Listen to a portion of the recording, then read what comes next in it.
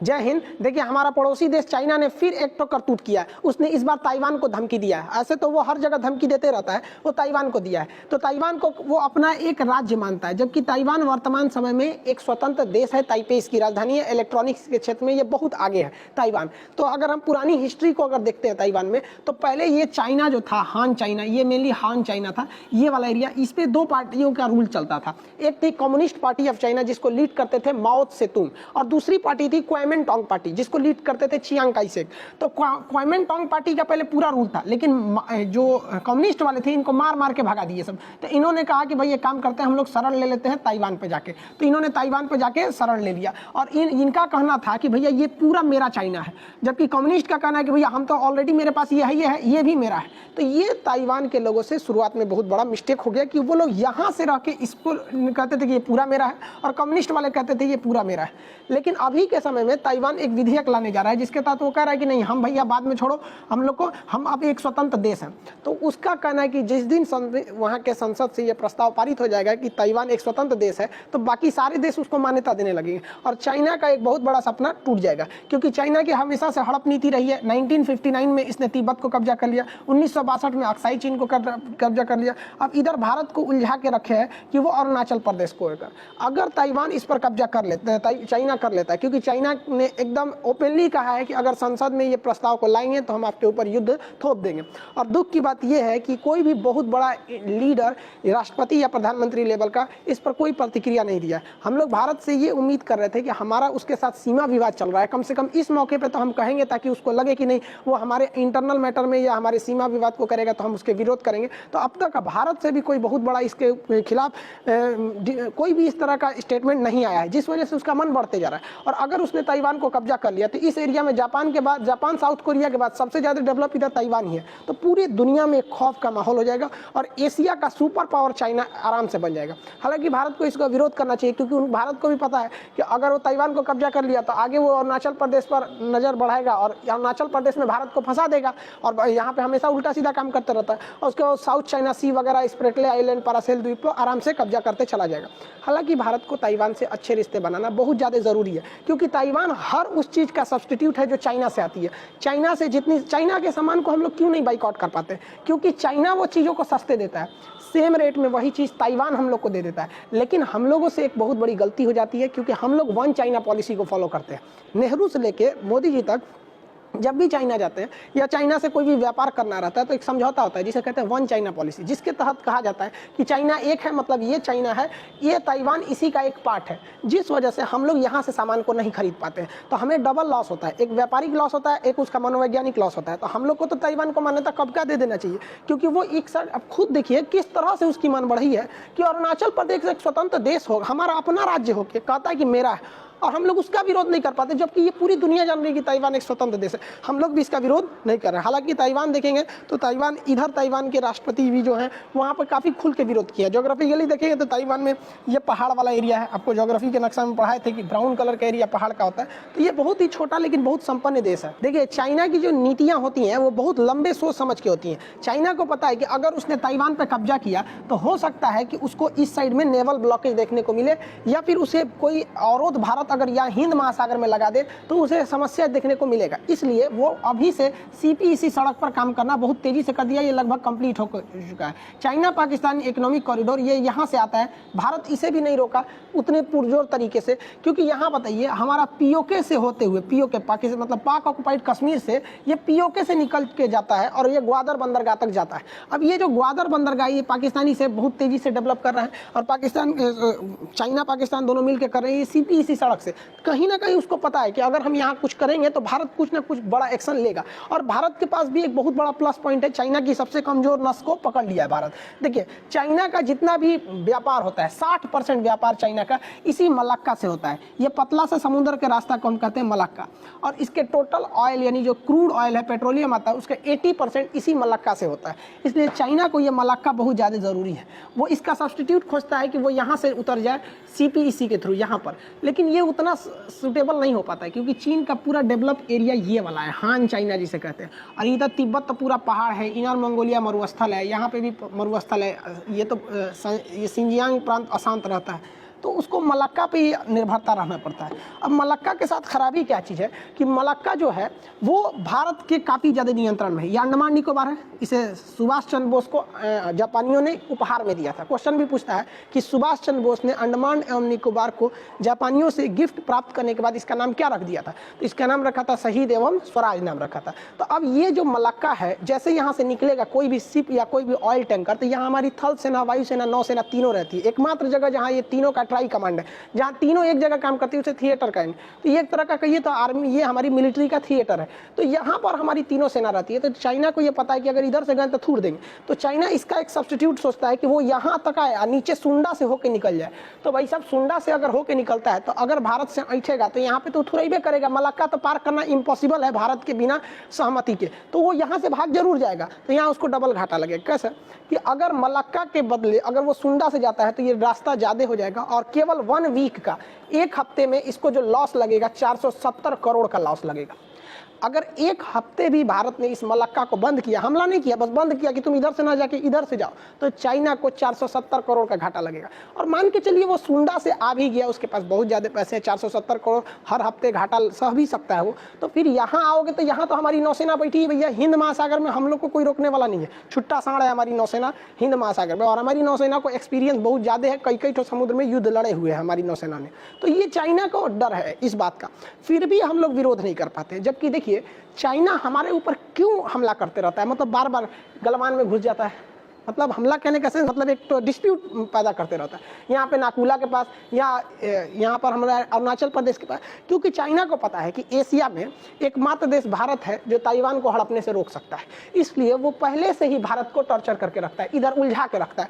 लेकिन भारत को भी सोचना चाहिए कि हम कब तक डिफेंसिव रहेंगे, बार बार बचते रहेंगे। कहा जाता है कि offensive is better than defensive, बचने से अच्छा हमला कर दो यहाँ पर। तो हमें भी एग्रेशन लेना चाहिए वहाँ पर। भारत जो है वो विरोध नहीं कर पाता है चाइना का, क्योंकि चाइना एक चीज में कामयाब है कि भारत के लोगों के ऊपर एक मेंटली मनोवैज्ञानिक दबाव बना दिया है। और हमारे यहाँ के जो मतलब टॉप लेवल के अधिकारी भी है ना, वो भी मतलब चाइना को लेकर थोड़ा सा मतलब ओपनली नहीं हो पाते हैं। जबकि चाइना की बहुत सारी कमजोरी है। एक तो हम आपको बता दिए मलक्का। अब चाइनीज मिलिट्री को देखिए, यूं तो कहने के लिए 23 लाख की मिलिट्री है, तो भैया तुमने 23 लाख बवाल भी पाल के रखा है। तुम्हारा जापान से नहीं जमता है, उत्तरी कोरिया से नहीं जमता है, ताइवान से नहीं जमता है, फिलीपीन से नहीं, वियतनाम से नहीं, मतलब हर जगह तो बवाले रखे हो। तो वो पूरी आर्मी हटा भी तो नहीं सकते हो। इसकी आर्मी की भी थोड़ा सा हम लोग पड़ताल कर लेते हैं। तो चाइनीज की जो आर्मी है, यहाँ पर सबसे ज्यादा करप्शन इसी की आर्मी में। हमारे यहाँ घोटाले होते हैं बट वो नेता लोग कर देते हैं, चाहे वो जीप घोटाला हो नेहरू के समय का, चाहे वो ताबूत घोटाला हो कारगिल के टाइम का, या फिर बफोर्स घोटाला हो, जो भी हो घोटाले, तो वो इसमें सेना डायरेक्टली इन्वॉल्व नहीं रहती। लेकिन चाइना में क्या है कि सेना के बड़े बड़े अधिकारी ही डायरेक्ट इन्वॉल्व रहते हैं करप्शन में।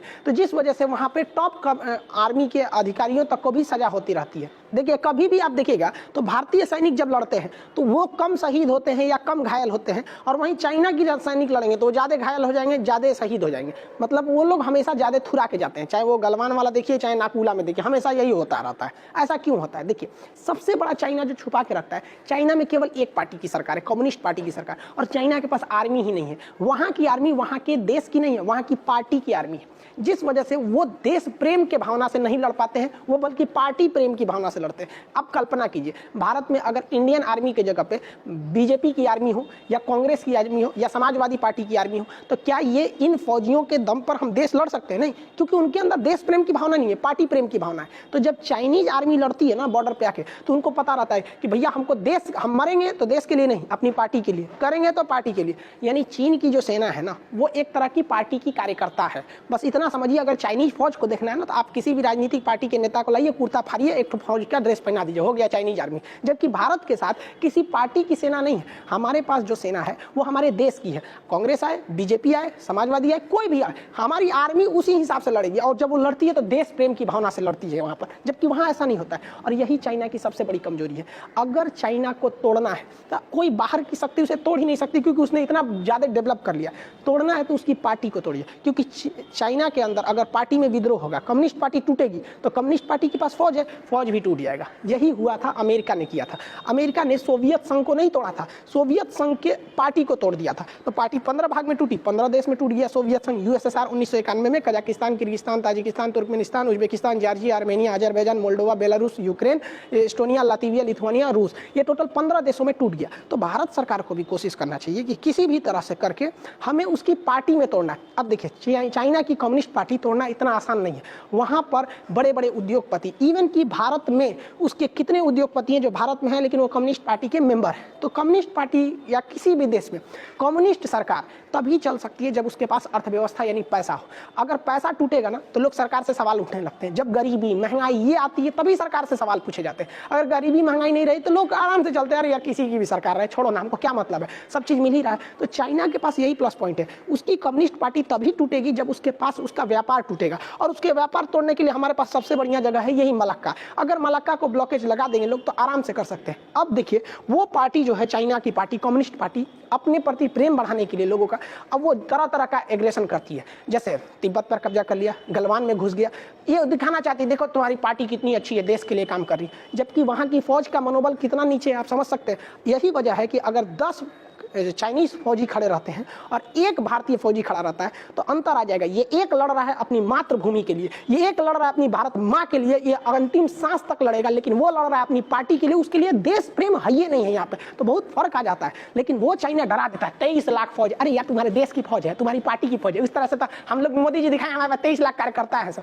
तो कार्यकर्ता को वर्दी पहना देंगे, फौज नहीं ना हो जाएगा। तुम्हारे पास पार्टी के मेंबर है सब, फौजी नहीं है सब वहाँ पर, ये गड़बड़ हो जाता है। और ये जो मिलिट्री देख रहे हैं चाइना की नहीं है, वो भैया पार्टी की है। महिला जो है ऐसे ऐसे चल रही है। एक बार तुम लोग अगर हरियाणा की लड़की से एक लात खाओगी ना तो शकल उधर घूम जाएगा, 360 डिग्री घूम जाएगा वहाँ पर। ये सबको पता ही नहीं है, यहाँ पे आएंगी सब इतौरो इतीती होती है, सब पिटा के चल जाएगी सब। पूरी दुनिया को चाइना डरा के रखता है अपनी मिलिट्री पावर के हिसाब से। ये उसका एक मनोवैज्ञानिक प्रेशर है। वो क्या करता है, अपने हथियारों को बहुत ज़्यादा दिखाता है और रियल में उसके पास हथियार ज़्यादा है भी, लेकिन वो हथियार पुराने हो चुके हैं, लेकिन वो रिटायर नहीं करता है। जैसे हमारे एयरफोर्स में सबसे ज़्यादा कौन सा हथियार है, सुखोई 30, उसके बाद MiG-29, ये हमारे मेन जहाज है। लेकिन चाइना की एयरफोर्स, पूरी दुनिया को लगता है चाइना का एयरफोर्स इंडिया से तगड़ा है, लेकिन भाई साहब चाइना की एयरफोर्स का सबसे ज्यादा कोई जहाज है तो चेंगडू J7। तो आप कहेंगे कौन जहाज है, अरे भैया वही MiG-21 है जो भारत में गिरते रहता है, जिसे हम लोग उड़ता हुआ ताबूत, फ्लाइंग कॉकपिन के नाम से जानते हैं। मतलब देखिए, उसने इतना बेहतरीन ढंग से मनोवैज्ञानिक दबाव बनाया कि सेम जहाज का नाम बता दे चेंगडू J7, लोगों को पता ही नहीं। लेकिन अब जैसे मान के चलिए हम लोग भी किसी जहाज का नाम रख देते हैं महाशिला कंटक। अब रेडियो पे बात हो रहा है लद्दाख में महाशिला कंटक पहुंच गया, तो भाई चाइनीज सब सुनेगा, सब भाई महाशिला कंटक से युद्ध आ रहा है, बम गिराया जाएगा, महाशिला कंटक। ये कौन चीज है भाई महाशिला कंटक, तो पता चला कि वही राफेल है, भारत ने राफेल का नाम महाशिला कंटक रखा है। तो भारत को भी जो भी विमान है उनका भारतीय नाम रखना चाहिए। महाभारत के समय जो भयानक भयानक युद्ध हथियार होते थे वो सब का नाम रखना चाहिए यहाँ पर, ताकि रेडियो पे कभी लगे भी तो सब कंफ्यूजन में हो जाए। अब हम ही लोग का चेंगडू J7 आ रहा है तो कहेंगे कौन हथियार है, कहेंगे MiG-29 आ रहा है, MiG-21 आ रहा है, तो लगेगा ना कि नहीं भैया ये बहुत पुराना जहाज है। तो मनोवैज्ञानिक दबाव बनाता है वो चाइना। उसके जितने भी हथियार वगैरह कहीं टेस्टेड है, सुने हैं कभी कि चाइना के हथियार से यहाँ हमला हुआ, वहाँ नहीं, वो अपने से टेस्ट करके अपने अच्छा है, मेरा अच्छा है, एकदम एक नंबर है। वहाँ उसके कैसे रूस का वैक्सीन आ गया, चाइना की वैक्सीन आ रही थी, कहाँ गया उस सबका वैक्सीन, और रूस और चाइना वाला सबका। चाइनीज आर्मी की एक बहुत बड़ी कमजोरी तब सामने आ गई जब अमेरिका ने कह दिया कि उनके पास युद्ध का कोई एक्सपीरियंस नहीं है। और हकीकत भी 1962 के बाद चाइना ने कोई युद्ध नहीं लड़ा, इवन आज तक चाइना ने कोई युद्ध नहीं लड़ा है आज तक। जैसे आप कहेंगे कि 62 में लड़ा है कि नहीं, देखो भैया प्रथम युद्ध, द्वितीय विश्व युद्ध के समय वो तो अपने में गृह युद्ध लड़ रहे थे। उसके बाद क्या हुआ, तिब्बत पर कब्जा कर लिया। भैया सब तिब्बत के लोग वैसे भी शांति प्रिय होते हैं, बुद्ध की धरती है, वो युद्ध नहीं करना चाहते, उस पर कब्जा कर लिया आपने, तो कहेंगे युद्ध हो गया। 1962 की जो लड़ाई थी वो नेहरू की गलती थी, क्योंकि नेहरू ने अगर एयरफोर्स दिखाई रहती ना तो आज के वक्त में तिब्बत स्वतंत्र हुआ रहता, समझ में। तो वो उस समय उनकी गलती थी। वो 1962 में क्या क्या गलती थी, अरुणाचल प्रदेश में क्या क्या गलती की गई थी, ये सब क्या थी। कृष्णा मेनन उस समय छुट्टी मनाने गए थे जब युद्ध चल रहा था, हम लोग के उस समय के रक्षा मंत्री छुट्टी मना रहे थे, यहाँ ही हो रहा था। उस समय जो लेफ्टिनेंट गवर्नर थे नेहरू जी के रिश्तेदार थे, अरुणाचल प्रदेश में गए युद्ध का सीन देखने के लिए, तो डर के मारे कह दिए कि मेरा तबीयत ठीक नहीं, जा रहे एम्स में दिखाने, और वापस आके घरे चल आए थे। तो ये गलती थी उस समय की, जो 1962 की लड़ाई जीत के दिखा दिए। और अभी का वक्त बहुत अलग है, तो ये चाइना को है। और इवन की चाइना के जो मिलिट्री के टॉप जनरल थे वो रिटायरमेंट के समय कहे कि मुझे बहुत गर्व है कि मैं दुनिया की सबसे विशाल सेना का नेतृत्व करके आज रिटायर हुआ हूँ। लेकिन तकलीफ बस इस बात की है कि मैंने कभी किसी युद्ध में भाग नहीं लिया। वाह वाह वाह वाह। ये वैसे ही है अगर कोई लड़की भारत में कहे कि मैं बहुत खुशनसीब हूँ, कि मैं बहुत सुहागन हूँ, 50 सालों से सुहागन हूँ, लेकिन तकलीफ बस इस बात का है कि कभी ससुराल नहीं गई हूँ, तो कौन ची के सुहागन है, ससुराल ना गई है। यही हाल है चाइना का। दूसरा, चाइना का जो सबसे बड़ा चीज़ है, वो वार कभी भी देखेंगे तो मिलिट्री एक्सरसाइज में जल्दी चाइना भाग नहीं लेता। इंटरनेशनल मिलिट्री एक्सरसाइज में चाइना भाग नहीं लेता, क्योंकि उसकी पोल पट्टी खुल जाती है। वो अपने में एक्सरसाइज करेगा, नेपाल से करेगा, पाकिस्तान से करेगा। वहाँ पे एक बार उसने एक्सरसाइज में भाग ले लिया, इंटरनेशनली ले लिया भाग, वर्ल्ड एक्सरसाइज में, जहाँ पूरी दुनिया आई थी। तो वहाँ एक्सरसाइज होता है, तो कहा गया आप 1500 टैंक को यहाँ पहुँचाइए। तो जो 1500 टैंक 6 घंटे में पहुँचने चाहिए, चाइना ने उसे 2 दिन में पहुँचाया था। तो अमेरिका ने कह दिया कि भाई साहब इनके पास कोई भी प्रैक्टिकल नॉलेज नहीं है। अब वो, लेकिन अगर वही युद्ध अभ्यास चाइना खुद करता है तो वो क्या करेगा, ट्रेन रोक दो, सब चीज रोक दो, मिलिट्री को निकालो। अरे भाई साहब, ओरिजिनली में वार ऐसे थोड़ी होता है। तो अपने से प्रैक्टिस कर लीजिए। वैसे ही होता है जैसे इंडिया में एसएससी के लड़के तैयारी करते हैं, अपने से सेट मारेंगे, 80 नंबर आ रहा है, कट ऑफ के बाहर है, एग्जाम में जाएंगे 60 नंबर आ जाएगा, गड़बड़ा जाएंगे। तो यही होता है वहाँ पे चाइना में। भाई आप सेल्फ असेसमेंट करके ये नहीं बता सकते कि एग्जाम में क्या लेवल आएगा। जबकि भारत को देखेंगे तो हम जापान से युद्ध अभ्यास करते हैं, ऑस्ट्रेलिया से करते हैं, अमेरिका से, रूस से, फ्रांस से, चाइना से, जापान से, सबसे करते रहते हैं, नेपाल से भी करते हैं। तो हम अपने पड़ोसी देशों से भी करते हैं, छोटे देश से भी करते हैं, बड़े देशों से करते हैं, बहुत जितने भी बड़े देश हैं सबसे हम लोग युद्ध अभ्यास करते रहते हैं। तो कहने का मतलब यही है कि भाई भारतीयों को भी कहते हैं कि आप मनोवैज्ञानिक दबाव में मत आइए, हमें ताइवान के साथ खड़े रहना है हर हाल में। क्योंकि अगर ताइवान को छोड़े तो फिर पूरे एशिया में लोग मजबूरी में फिर नतमस्तक हो जाएंगे चाइना के आगे, फिर हम लोग एकदम अकेले रह जाएंगे। और मोदी जी को भी कहते हैं कि भाई ये सब सचुरन, सबको मत डरिए, यहाँ पर आप एक्शन लीजिए, अब तक स्टेटमेंट दीजिए, कुछ ना कुछ ताइवान को नहीं छोड़िए। और अगर हम ताइवान को ले लेते हैं तो हम चाइना से सामान को रोक देंगे। सेम चीज में आप खुद सोचिए, चाइना हमारे यहाँ सामान इतनी लड़ाई झगड़े के बावजूद क्यों बेच देता है, झालर मोती सस्ता आता है, सेम रेट ताइवान में मिलता है। बस जिस दिन मान्यता दे दिए मोदी जी कि भाई साहब हम यहाँ से खरीदेंगे, वन चाइना पॉलिसी हम नहीं मानते। मोदी जी से भी कहते हैं, हाथ जोड़ के कहते हैं, इधर देखिए हमारी और तनी बात सुनकर, खाली अपने मन के बात कर देते हैं, हम लोग का भी मन का बात सुनिए ना। आप या तो चाइना से कहिए कि हम तुम्हारा वन चाइना पॉलिसी नहीं मानते, या तो चाइना को ये कहिए कि तुम भी वन इंडिया पॉलिसी मानो। वन इंडिया पॉलिसी का मतलब तुम भी मानो कि पूरा का पूरा कश्मीर हमारा है, पीओके पाकिस्तान का नहीं है, अक्साई चीन तुम्हारा नहीं है, और अरुणाचल प्रदेश भारत का है। तो तुम भी मानो वन इंडिया पॉलिसी, तो हम मानेंगे वन चाइना पॉलिसी, और हम ताइवान की ओर नहीं देखेंगे। अगर मान लिया तो ठीक है, तो भैया पीओके हमारा, तब तो अगले दिन सब हमला कर देंगे लोग हम लोग, और अक्साई चीन हमारा, अरुणाचल प्रदेश हमारा, टेंशन खत्म, समझा ही नहीं गया। लेकिन अगर तुम नहीं मानोगे वन इंडिया पॉलिसी, तो हम भी वन चाइना पॉलिसी नहीं मानेंगे, तो ऑटोमेटिक ताइवान एक देश हो जाएगा, हम स्वतंत्र हो जाएंगे, समझौते टूट जाएगा, हम सारा सामान को यहाँ से खरीद लेंगे, तुम्हारा व्यापार रोकने की जरूरत ही नहीं है, वापस चले जाओगे। क्योंकि ताइवान से सस्ता टिकाऊ सामान चाइना भी नहीं दे सकता है, इसलिए उसने पूरी दुनिया पर बैन लगा रखा है। आप बताइए, क्या हमें वन इंडिया पॉलिसी नहीं मनवाना चाहिए? मनवाना चाहिए। आप कमेंट करके बताएंगे कि क्या हमें वन इंडिया पॉलिसी मनवाना चाहिए या चाइना की वन चाइना पॉलिसी को त्याग देना चाहिए। हमारे लिए तो भैया दोनों ऑप्शन में जो कर लो वो सही है, लेकिन ये सवाल पूछेगा कौन? हमारी मेन स्ट्रीम मीडिया को ये सवाल उठाना चाहिए, ताकि सरकार दबाव में आके ऐसा उठा सके। हमारी सेना के पास ये गट्स है, कर सकती है। लेकिन उस देश का क्या होगा जिस देश की मीडिया 142वें स्थान पर है? हमारी सेना दुनिया में 4थे स्थान पर आती है, लेकिन कभी नहीं फड़फड़ाती है। लेकिन हमारे देश की मीडिया 142वें नंबर पे आती है और बहुत ज़्यादा फड़फड़ाती है। तो उनको ये मुद्दा उठाना चाहिए। लेकिन अब तक हमारे ख्याल से आप मेन स्ट्रीम मीडिया खोजेंगे, उसमें ताइवान का न्यूज़ शायद गायब मिलेगा आपको।